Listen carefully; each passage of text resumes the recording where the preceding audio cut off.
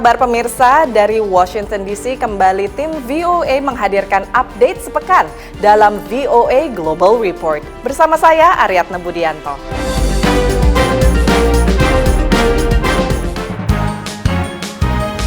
Pemirsa, jelang akhir tahun biasanya ada resolusi atau target pencapaian untuk tahun depan dan selanjutnya. Ini juga harapan banyak bangsa. Pada KTT G20 di Brasil November lalu, Indonesia menyatakan siap menjadi negara yang 100% memakai energi terbarukan dalam 10 tahun ke depan. Tapi sejumlah analis lingkungan Indonesia dan internasional mengungkapkan kekhawatiran terhadap strategi yang akan digunakan. Ikuti dalam laporan Yuni Salim berikut ini.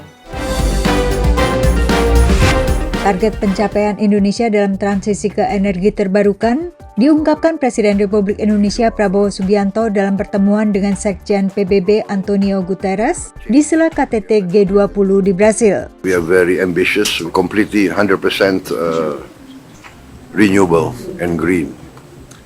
And we hope that we can achieve this within 10 years, but on several issues we can go faster. For instance, we have already developed the technology make diesel oil from plants, palm oil, diesel oil, and we are also now developing to produce benzene, gasoline from palm oil. Meski menghargai ambisi yang dicanangkan pemerintah, aktivis lingkungan mempertanyakan implementasinya. Kita punya target aja 23% energy mix dari renewables. Itu tahun depan, dan kita sudah stagnan di 12-13% setidaknya 5 tahun terakhir. Leonard mengatakan, bila pemerintah ingin lebih serius mengatasi dampak perubahan iklim, maka perlu langkah lebih komprehensif, seperti menggalakkan peralihan ke transportasi umum bertenaga listrik untuk mengurangi jumlah kendaraan pribadi yang memerlukan begitu banyak bahan bakar.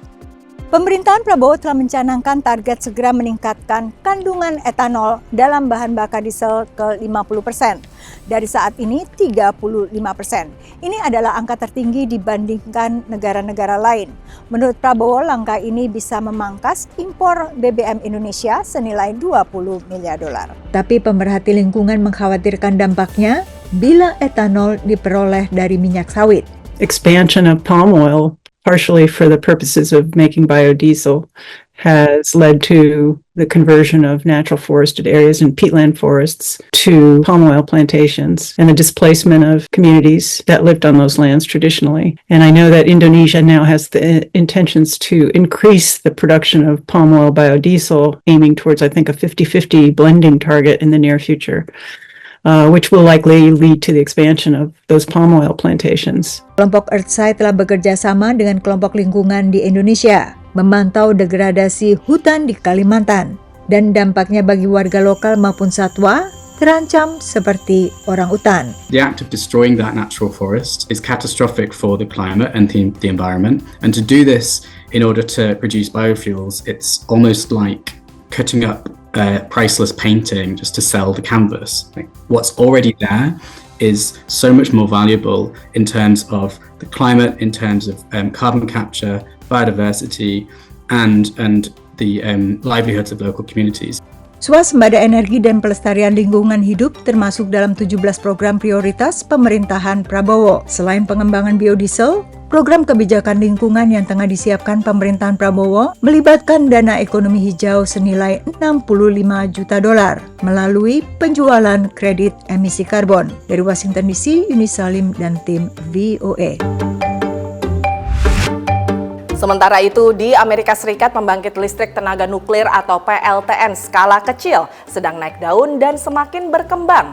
Walau ukurannya 1000 kali lebih kecil, PLTN mini punya prospek lebih baik dan lebih aman daripada PLTN biasa. Simak penjelasannya dalam liputan Valdia Baraputri berikut ini. Apa yang Anda pikirkan jika ada pembangkit listrik tenaga nuklir di dekat rumah? Ini hanyalah sebuah instalasi. Sebuah perusahaan rintisan bernama Last Energy memamerkan komponen reaktor nuklir skala kecil di sebuah area perumahan di Washington DC.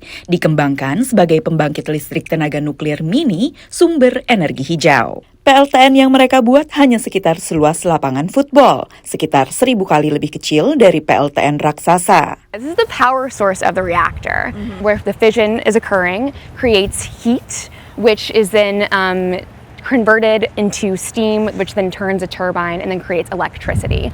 So this is the heart of the power plant. Meski kecil, reaktor mini hasilkan 20 megawatt listrik, jumlah yang cukup untuk aliri lebih dari 650 rumah. Reaktor mini Last Energy juga dapat dibangun dalam waktu kurang dari 2 tahun. When you're ready to assemble, right, and build the power plant, you just take each of those modules and snap them together, almost exactly like if you were assembling, a Lego kit. Keunggulan-keunggulan itu membuat reaktor skala kecil semakin dilirik di AS dibandingkan dengan pembangkit listrik tenaga nuklir raksasa. Bill Gates mendirikan TerraPower yang sedang membangun reaktor skala kecil di Wyoming yang direncanakan beroperasi pada 2030. Sementara baru-baru ini Google dan Amazon menandatangani kesepakatan dengan reaktor skala kecil. Nuklir dianggap sebagai salah satu energi bersih di AS dan mendapat dukungan bipartisan dari pemerintah. Riset baru-baru ini juga menunjukkan bahwa warga AS mendukung pengembangan teknologi nuklir di samping tenaga angin dan juga matahari. Pakar berpendapat teknologi tenaga nuklir di AS sudah berkembang jauh lebih aman. So when I think about like the major accidents that have happened historically, and what I know about the designs of the upcoming SMRs. And this question of can those same types of accidents happen? I'm pretty confident in saying no. Pemerintah AS mengatakan reaktor nuklir mini memiliki keunggulan karena dibuat dengan mempertimbangkan persyaratan keamanan terkini, baik dari sabotase maupun bencana alam. So just like we've designed our power plants to be very easy to assemble, they're also very easy to take apart and decommission. Saat ini, reaktor nuklir mini dibangun untuk memenuhi kebutuhan listrik industri. Tidak menutup kemungkinan reaktor mini dipakai untuk mengaliri listrik perumahan di masa depan. Dari Washington DC, Valdia Baraputri, Rere Wahyudi, VOA.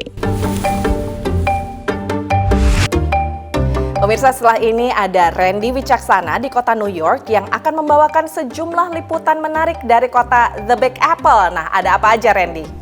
Ya, Anda dari New York, nanti saya akan bawa pemirsa untuk melihat beberapa fenomena yang tengah ramai diperbincangkan di The Big Apple. Termasuk salah satunya adalah soal fenomena bunuh diri.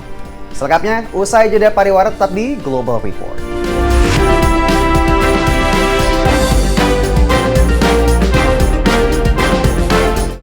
Menyajikan berita seputar Nusantara, dari politik, kriminal, hingga budaya. TNI Angkatan Laut terus berupaya membongkar pagar laut yang berada terhadap seorang anak berusia 14 tahun. Mengadakan pertemuan dengan utusan khusus Presiden bidang. Saksikan Beranda Nusantara Senin sampai Sabtu pukul 11 WITA hanya di Jawa Pos TV Bali. Jelajahi kekayaan sejarah dan keindahan alam Jawa Tengah. Temukan cerita di balik tempat-tempat ikonik dan nikmati pengalaman yang tak terlupakan.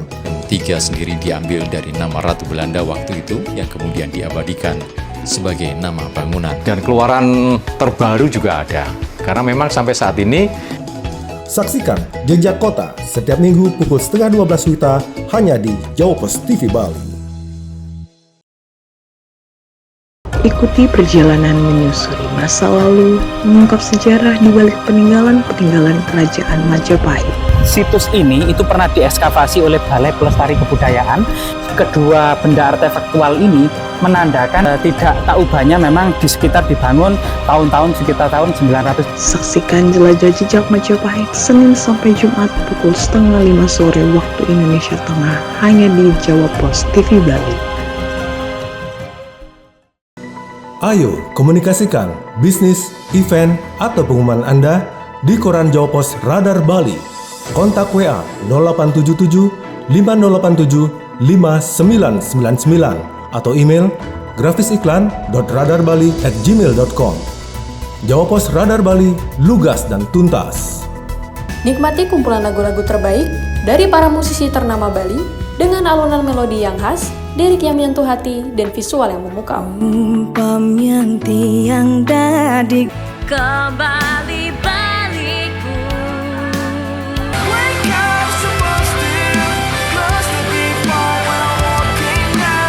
Saksikan update Gita-Gita Senin sampai Jumat pukul 11:30 WITA hanya di Jawa Pos TV Bali. Ikuti berita terkini dari Amerika Serikat dan dapatkan informasi terbaru tentang kejadian yang sedang hangat dibicarakan. Senat akhirnya tak menyertakan larangan turun. Sebagian imigran tak bersurat berhasil mendapatkan legalitas. Tapi bagaimana dengan sapi laut? Ada setidaknya 3 isu utama yang mereka suarakan. Pertama, saksikan update terkini Senin sampai Jumat pukul 4 sore waktu Indonesia Tengah hanya di Jawa Pos TV Bali. Mengupas tuntas kondisi Amerika Serikat selama sepekan terakhir, kami hadirkan laporan-laporan eksklusif yang akurat dan mendalam. Menggugat aturan itu ke Mahkamah Agung, ByteDance akan kehilangan akses ke pasar terbesarnya. Rumah ayahnya pun belum ketahuan nasibnya. Di antrian ini kehilangan tempat tinggal. Saksikan VOA Global Report setiap minggu pukul 4 sore waktu Indonesia Tengah hanya di Jawa Pos TV Bali.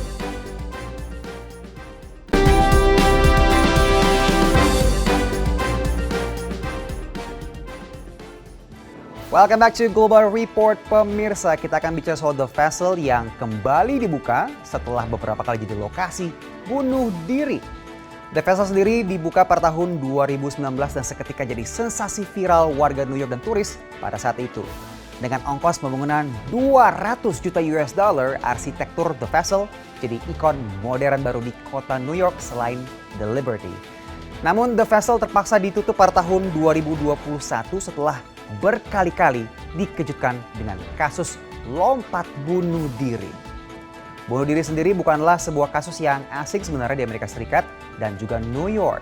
Bahkan beberapa jembatan dan lokasi pencakar langit di New York pernah jadi TKP bunuh diri, termasuk di Empire State Building. Sekarang The Vessel kembali dibuka setelah diberikan fitur pengamanan terbaru agar tak terjadi kembali kasus yang serupa. Selengkapnya kita simak berita berikut ini. Bangunan ikonik The Vessel di New York ini kembali dibuka untuk publik.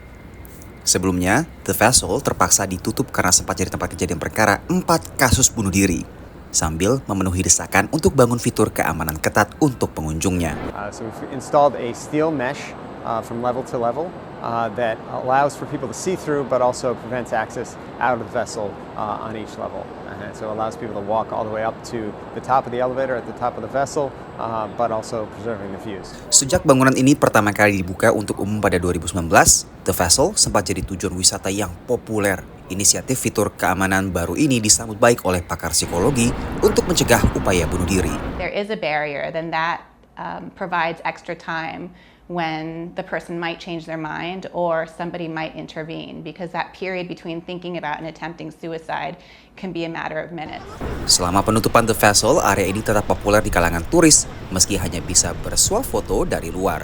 Kini para pelancong kembali bisa melihat interior The Vessel dan berselfie ria dari ketinggian dengan aman. I feel like the netting is good not only for safety but for people like myself that are afraid of heights. So it's a good thing, it keeps people safe. Setelah dibuka kembali, The Vessel bisa dikunjungi dengan biaya masuk $10 atau sekitar Rp150.000. Bangunan yang kini jadi ikon baru kota New York berada di kawasan mewah barat di Manhattan. Bunuh diri jadi salah satu penyebab fatal di negara bagian New York. Data 2019 menunjukkan ada 525 orang yang tercatat tewas bunuh diri dan lompat dari ketinggian jadi metode bunuh diri keempat terbesar di New York City. Terakhir pada 2021, seorang bocah usia 14 tahun melompat dari bangunan ini saat berkunjung dengan keluarganya. Dari New York, Randy Wicaksana, VOA. Nggak cuma Jakarta, pemirsa, New York juga punya masalah macet. Opsi transportasi umum 24 jam seperti kereta subway ternyata dirasa belum cukup untuk atasi masalah kemacetan yang katanya bikin New York rugi hingga $9,1 miliar. Sempat dibatalkan, Pemkot New York akhirnya sepakati kendaraan wajib bayar untuk masuk ke kawasan Manhattan. Kalau misalnya kita umpamakan dengan Jakarta, ini setara dengan pengenaan tarif untuk mobil dan motor yang masuk dari kawasan Bogor, Depok, Bekasi, dan Tangerang yang hendak masuk ke kawasan Jakarta. Kita simak berita selengkapnya berikut ini.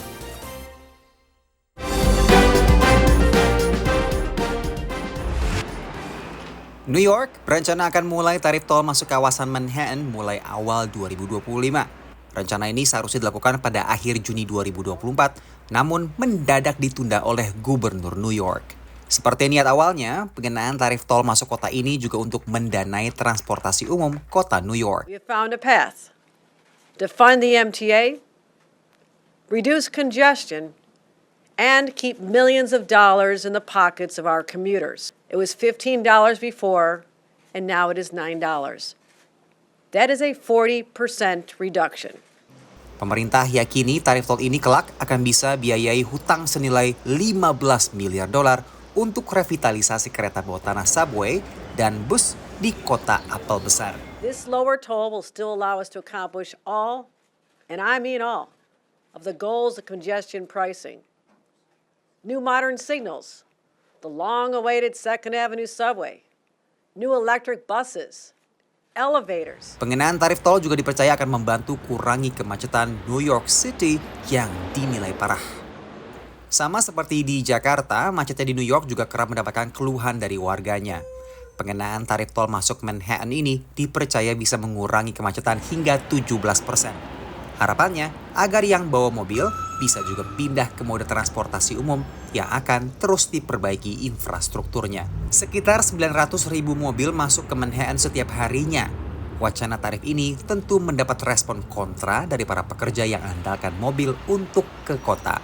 Everything in New York is extremely expensive at this point, and adding another fee is just digging into our pockets. In New York City, we have everyone who works really hard, and it's unfair to the working class and to the middle class. Sementara para pengguna moda transportasi umum sambut baik wacana ini demi perbaikan infrastruktur transportasi publik yang juga banyak dikeluhkan. Well, I'm all in favor because we need to improve our subway system, bring it up to date, and also bring traffic under control and reduce pollution. It's the way to go. That's the future.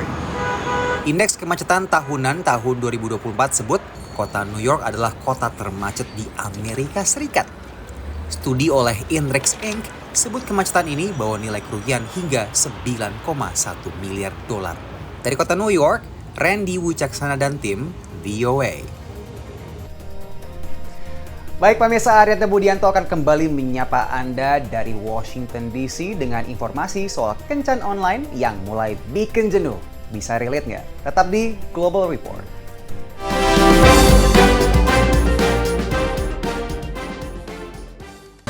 Menyajikan berita seputar Nusantara, dari politik, kriminal, hingga budaya.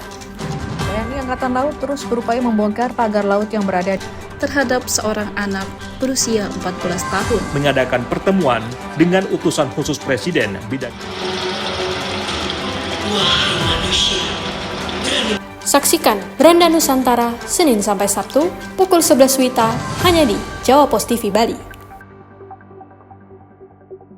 Jelajahi kekayaan sejarah dan keindahan alam Jawa Tengah. Temukan cerita di balik tempat-tempat ikonik dan nikmati pengalaman yang tak terlupakan.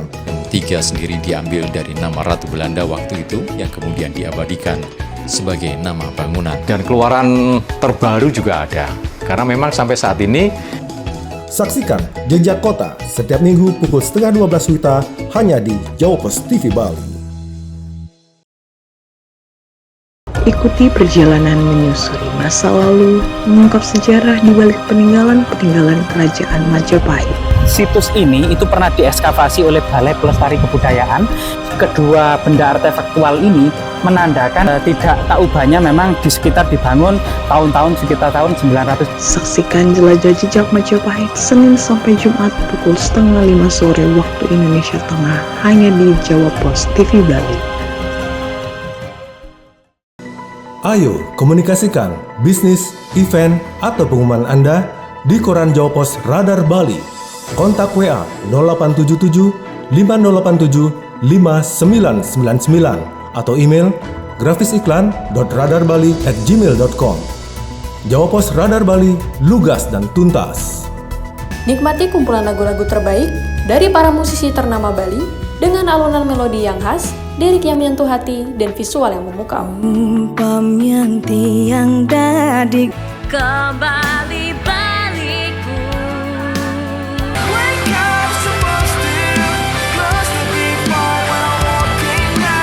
Saksikan update Gita-Gita Senin sampai Jumat pukul 11:30 WITA hanya di Jawa Pos TV Bali.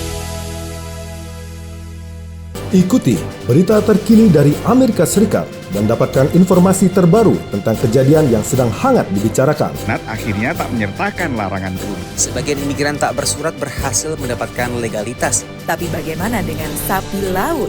Ada setidaknya 3 isu utama yang mereka suarakan.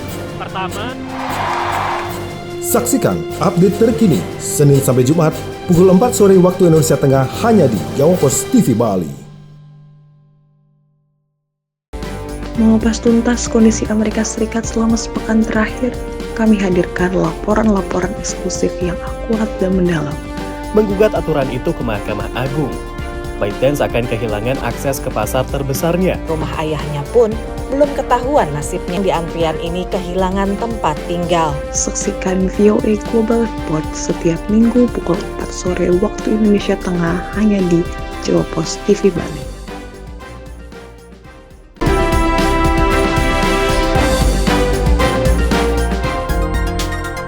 Pemirsa, kembali di VOA Global Report dari studio VOA di Washington DC.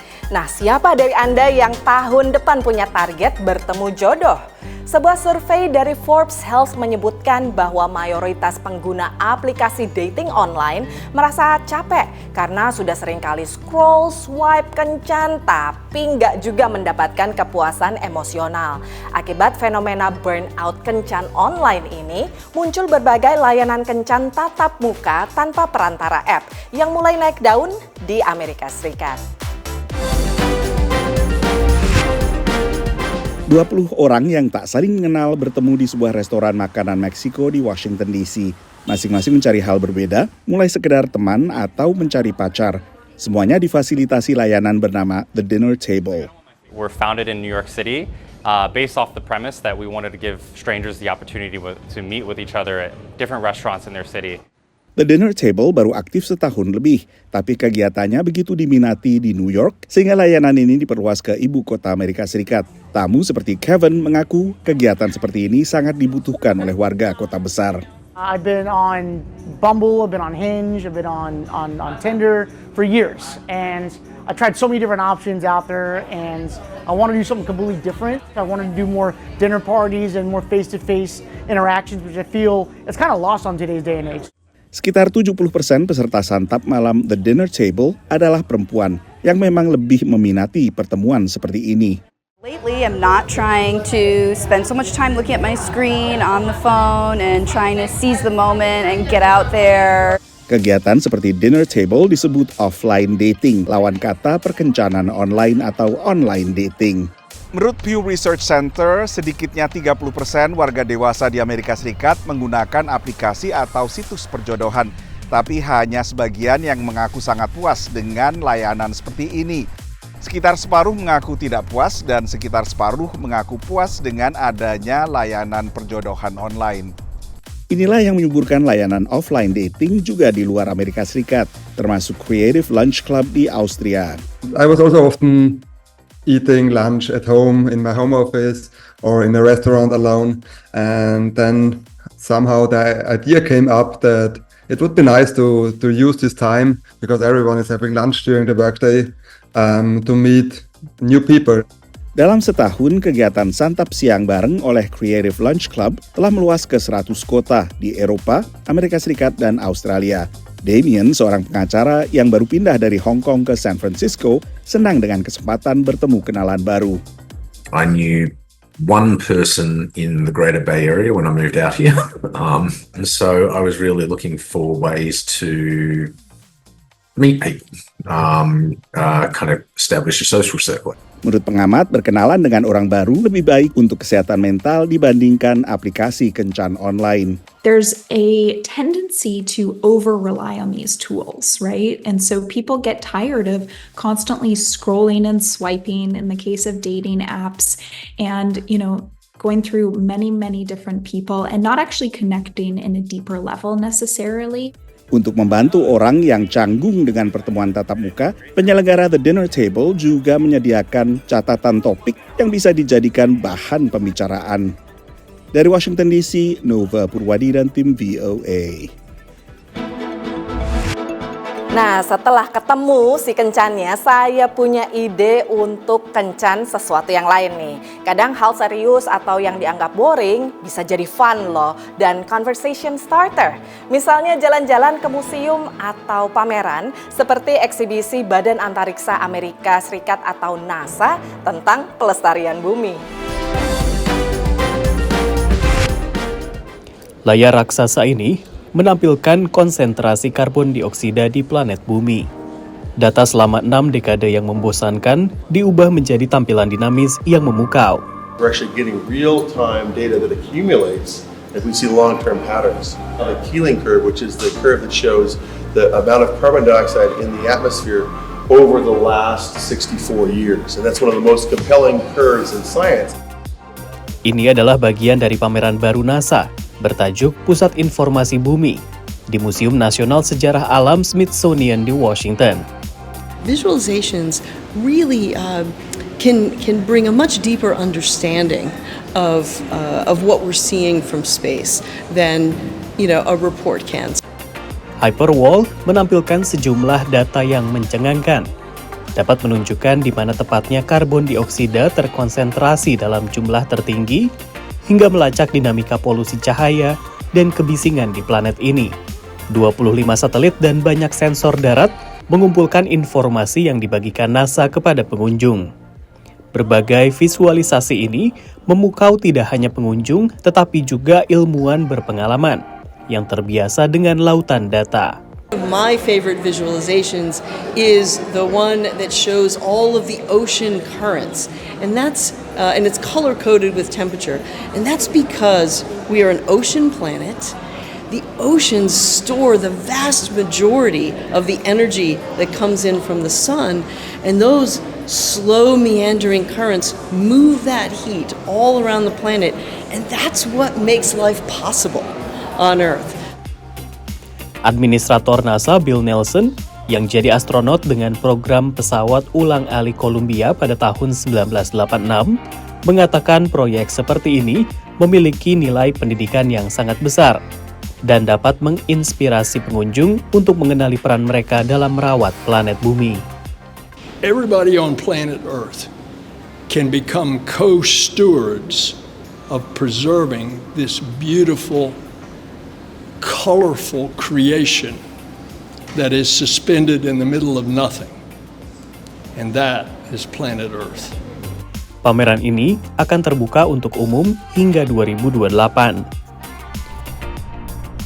Selama lebih dari 50 tahun, satelit-satelit NASA telah mengumpulkan berbagai macam data mengenai planet bumi, termasuk kualitas udara, tanah, dan iklim.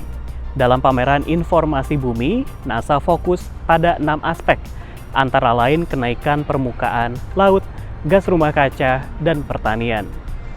Dari Washington DC, saya Rio Tuasikal dan tim VOA. Liputan tadi sekaligus mengakhiri VOA Global Report yang bisa juga Anda saksikan di kanal YouTube VOA Indonesia. Semoga bermanfaat pemirsa.